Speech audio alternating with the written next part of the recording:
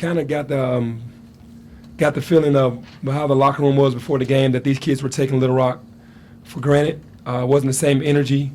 Don't know why. Don't have any excuses for that. And when we came out on the floor, it got down 9-0. I kind of like when we got down the last 5 minutes, it was a close game because I kind of want to know what my team is made of. We were at home. I wanted to see who was ready for the moment. Every game doesn't have to be a blowout because you need some tests, and this was a big test for us. Knew Little Rock was going to be pretty good and pretty solid. They had been playing some good games on the road against some good teams, and I was pleased that even though we started the game off slow, that we ended the game really well. Coach, I asked DJ and Precious about the Wiseman ruling from the NCAA, and they said they weren't aware of it. Did you guys not discuss it pregame at all? No, actually, we didn't. It's just something that it just is what it is right now. It's taking on a life of its own, so I'm sure they'll see it after the game. Later. Hey, Coach, I know you say you got off to a slow start. It was something they were doing or something you weren't doing, or why the reason for the slow start the game? Young team. I can just only see, like, when we put things in because we're well prepared. It was Coach Miller's scout, and we knew exactly what they were going to do, and they came out and did those things. But like I always say, even going into the Oregon game, you could never account for the nervous energy in a kid. And then when you're doing it 5-on-0 and 5-on-5 in practice, it's different once you get in the arena. With the team that does it every single day, you can only try to kind of mimic the stuff that they do to a certain extent, but they do it every day, so it's hard to get our scout team to kind of get to that level. And they do a good job about what they forced us to shoot outside shots early in that zone, and every time we got into the middle, they just kind of converged on us because they wanted us to beat them from the outside and not on the inside, so they did a great job. Coach, what was your reaction when you saw the ruling from the NCAA? I didn't have one. Were you guys glad to at least find out a number? Yeah, we were definitely glad to find out about a number. We had been waiting on that. Penny, what did James react at all? And in front of you? I didn't ask him. I didn't ask him about anything. We just kept going business as usual. Coach, you got a big game coming up on Saturday against Ole Miss. How important is it to get off to a good start in that game? Well, obviously, when you're at home, it's your home turf. You want to get the crowd in the game. You want to start off early with the lead. You want to make them fight from behind. You don't want them to get into your gym and then gain control of and the momentum of the game early to get comfortable. You want them to be uncomfortable the entire game. So I feel like it's important. It's not the end of the world, but you want to get a good start, especially with a young team. Betty, I know at the beginning of the season you were talking about how you're just going to kind of let them figure things out. You're not going to run as many sets. Where are you at with that right now, and do you feel comfortable with what you're calling and their ability to kind of run that right now? Yeah, I think right now we're limited because everybody's playing a zone. So they are having to figure it out on their own. They are having to understand how to screen inside of the zone, how to make plays for each other, and they're figuring it out. We're seeing it on a nightly basis because no team is really playing us man-to-man the entire game.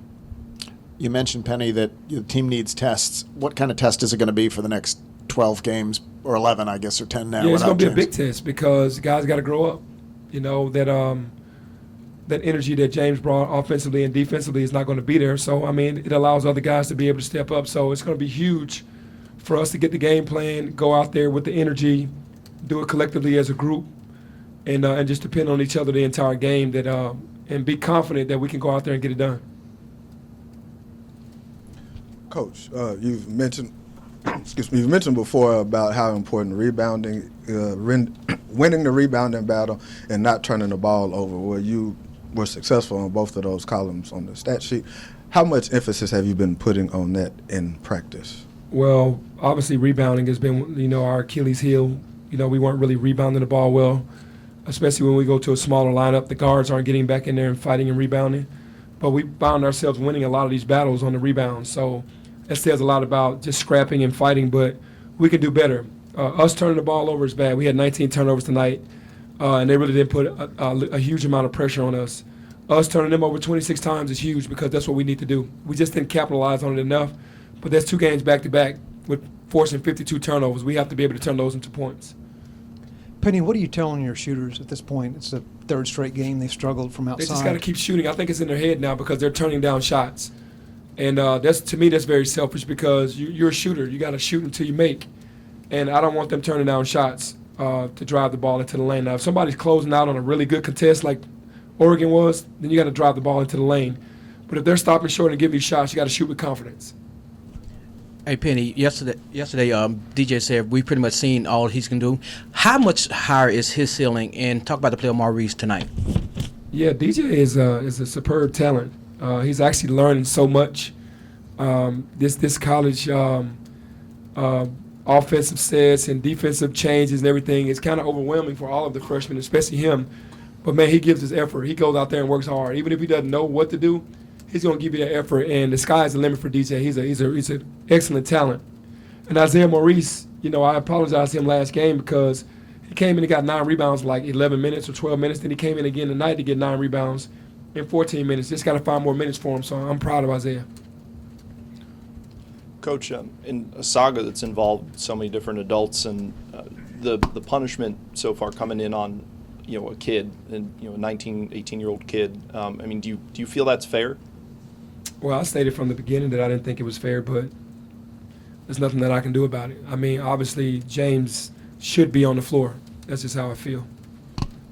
Penny, when a game is called as closely as that one was and a lot of fouls, how does that hurt your ability to get up and down and play the way you want to really play? Well, it changes the game plan totally because now we can't get up and take things away.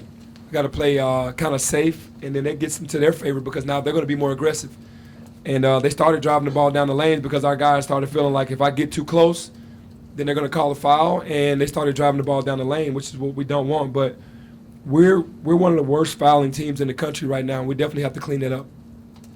Coach Lester Quiones has consistently been your leader in minutes. Can I talk about what you've seen from him in his game that allows you to trust him so much on the floor? Well, it's just his toughness. It's what he's willing to do out there, just the dirty work, take charges, get tough rebounds, run the way that I need him to run the floor, try to make sound decisions. It just seems like, that year of prep that he went grad, that he's a little ahead of all the other freshmen when it comes to understanding and what he won't give up. And I trust that when he's out there that he's gonna play his heart out.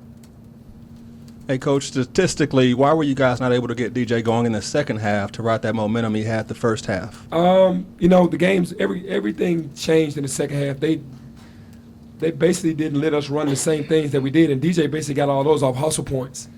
He was offensive rebounding the ball. He was getting steals. He was doing all that in the first half. Obviously, we got to get him the ball more. I mean, that's up to the guards and to the team, but it was like Precious's turn in the second half. It's like he and DJ's role reversed. And DJ has to, he's not worried about scoring. We need him to score more. When he has a half like that, you got to come out in the second half and try to repeat. But he just kind of is into trying to win the basketball game. I wish he would get more aggressive. I keep saying that to him, but he just hasn't found out the way to do it with the group that he's with right now, and I'm sure he will. Coach, I know you said from the beginning that you guys wouldn't have changed the way you've approached this, but now that you have a number, do you guys still stand by the way this process is all played out and the way you guys have kind of done things? I don't really know what else to say about it. I mean, I don't know what you want me to say. I feel like James should be on the floor. So the process of what's going on, they're in control. They make the rules, so we just have to abide by them.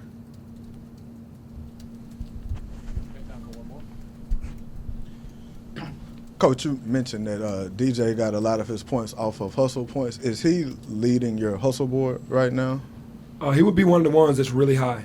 And I can't – it's like I can't be out there in the guard. I challenge my guards because DJ is one of the guys that can beat his man off the dribble. I challenge my guards to get him the basketball because he is a weapon. And unfortunately, with a lot of talent and a lot of young guys, they might see things differently in one half than they do in the second half. But we have got to find out why he can't put two halves together because he's just that explosive and he's that talented. And the way he held us together in the first half, he definitely needed to come out in the second half and use the same aggression. I'll have to watch film to see what actually happened.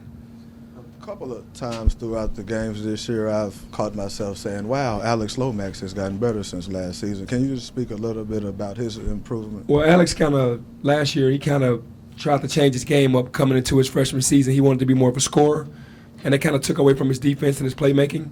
I think this year he kind of got back to himself, where he's going to defend really hard, push the ball off the floor and try to find guys first, and then score last, and then things are just working better for him doing that. That's what he's always done.